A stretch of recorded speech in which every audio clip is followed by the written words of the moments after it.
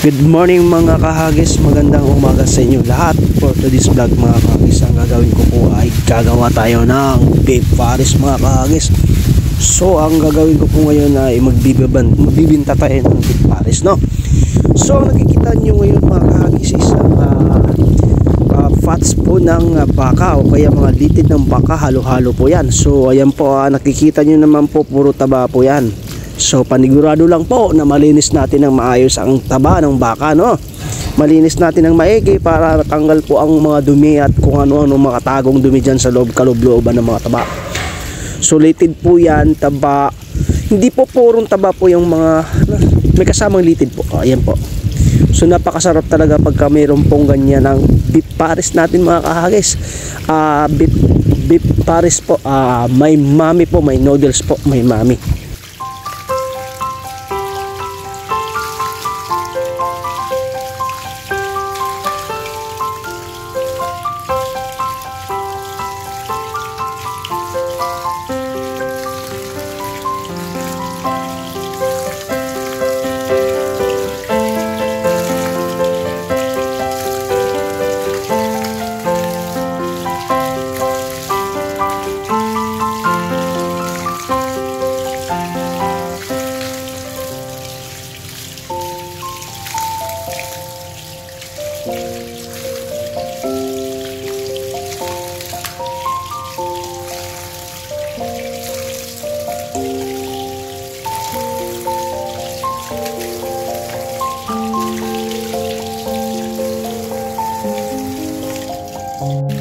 Sa beef pares po, maglalagay po ako ng tanglad at saka celery.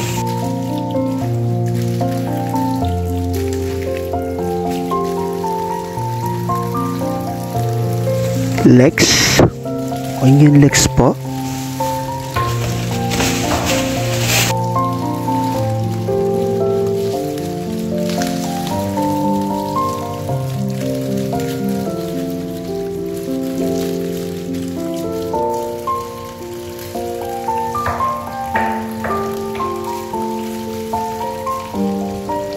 Sibuyas, loya,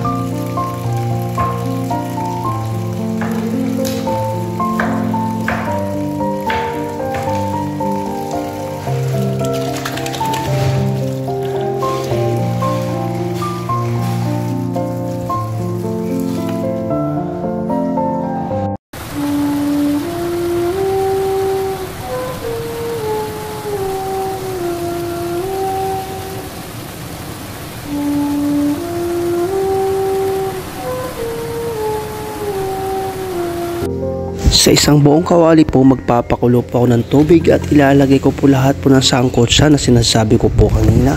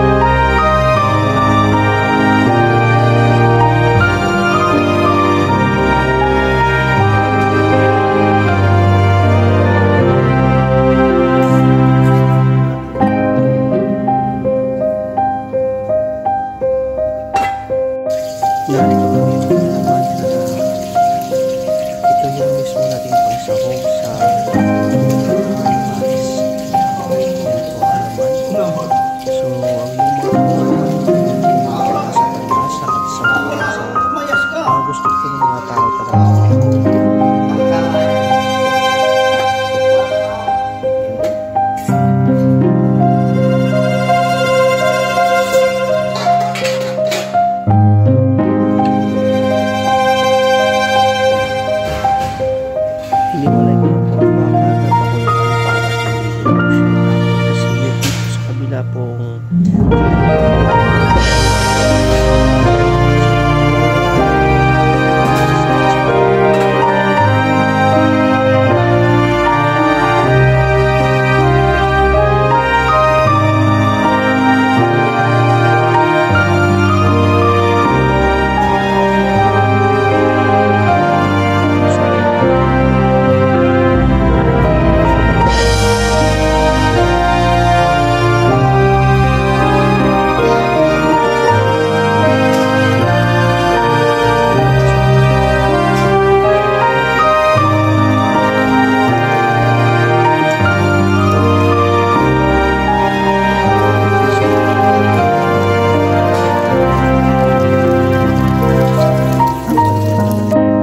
So dito po ay pinagsama ko na ang laman sa kataba. So ito po yung magiging finalized na sabaw natin para doon sa beef paris. Kung nakikita nyo po, may mga taba po na lumutang sa sabaw. So tatanggalin po natin yan kasi masyado na pong marami.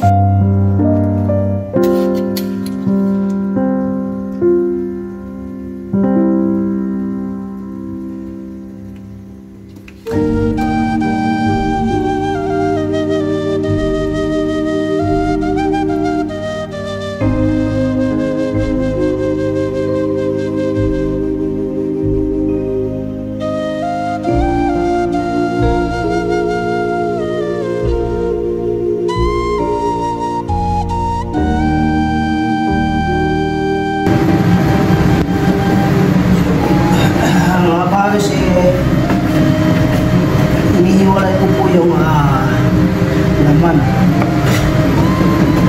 Yung laman at saka yung taba. Inihiwalay ko. Alam nyo na kung anong paris nila. Inihiwalay dapat ang taba at saka laman.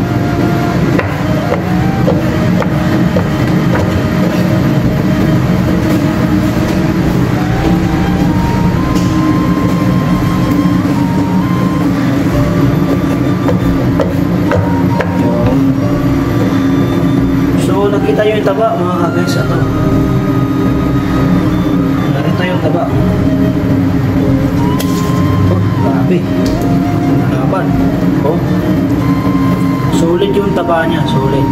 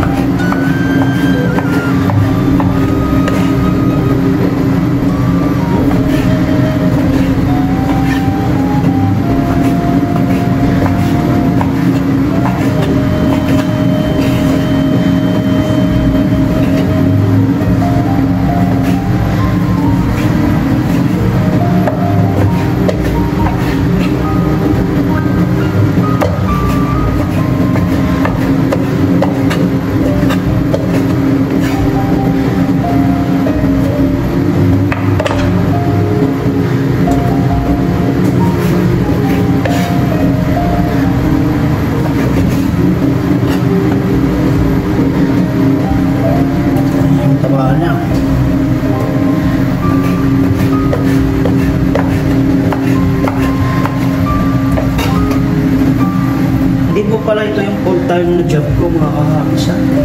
Ito lang po at part-time. Hindi ko lang po ang grabe yung taba mga kahagis. Oh. Grabe yung taba oh. Pamparis talaga.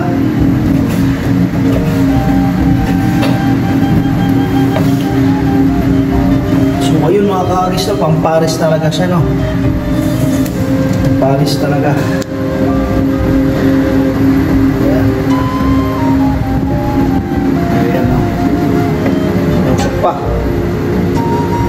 Pamparis talaga siya, pamparis. Okay, so let's go.